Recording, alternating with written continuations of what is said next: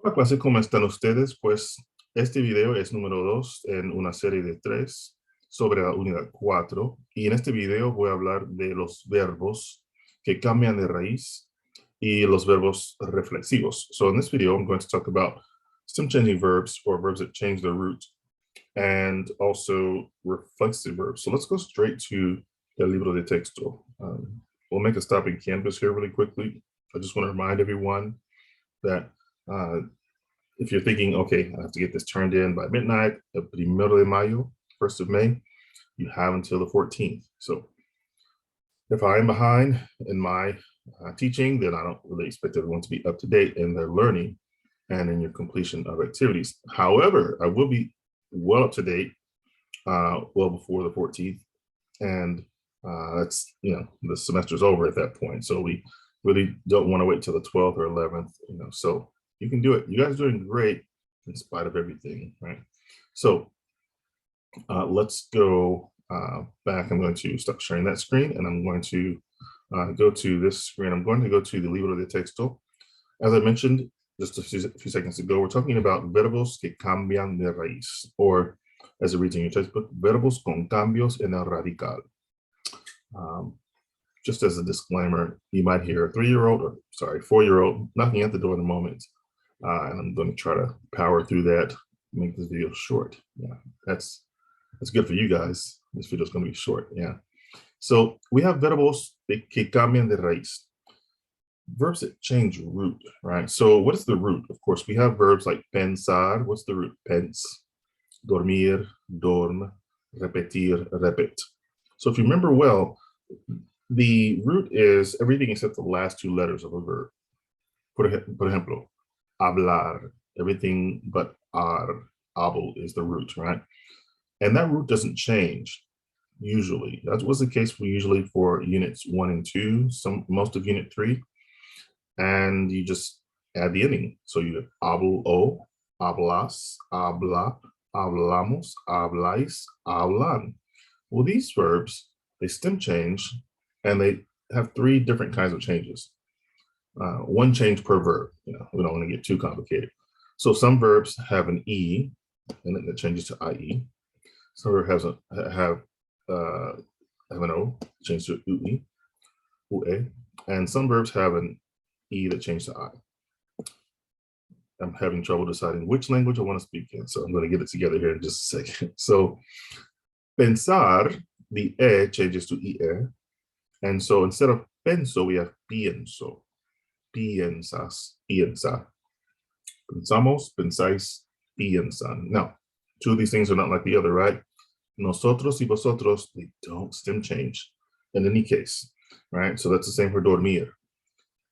The O changes to UE. So instead of dormo, we have duermo. It's okay to say these slowly in your activities, in las prácticas, to make sure you get the vowel sounds just right. Duermo, duermas, or duermes, pardon. Duerme, dormimos, dormís, duermen. Right. So notice dormimos, dormís, the stem is the original, right? And it's kind of like outside of the shape, which can be seen as kind of a boot, right? If you take duermo, duermes, duerme, and then duermen, it kind of forms like a boot. And that's what we call these boot verbs. Kind of like the upside down Oklahoma. Yeah. So the ones outside, nosotros, vosotros, don't stem change. Let's look at repetir. Repito, repites, repite. Repetimos, repetís, repiten.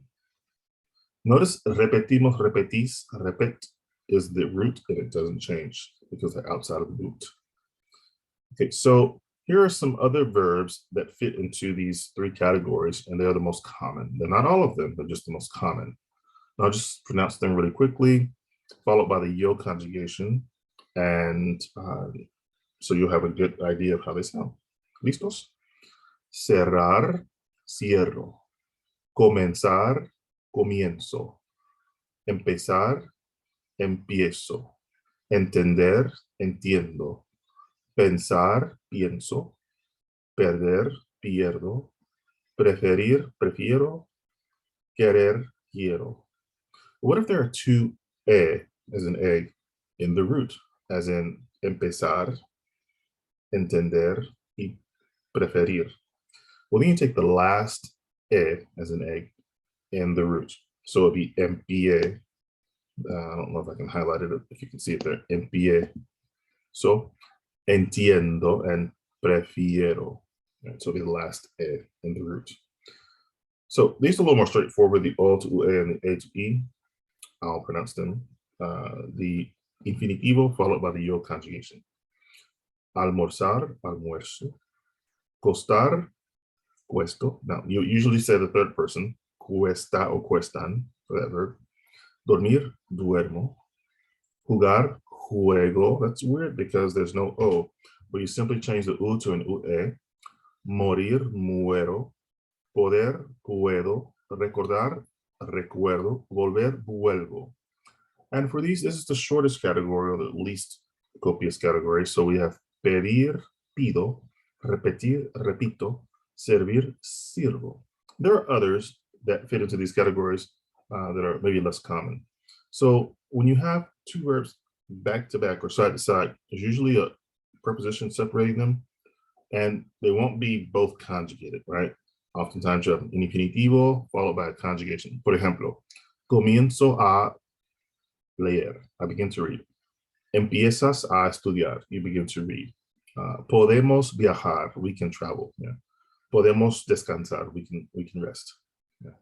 So other verbs that fit into these categories, decir, seguir, venir, they're not really that special. It's just that the yo form changes even more than just a stem change. So instead of dico, it's digo.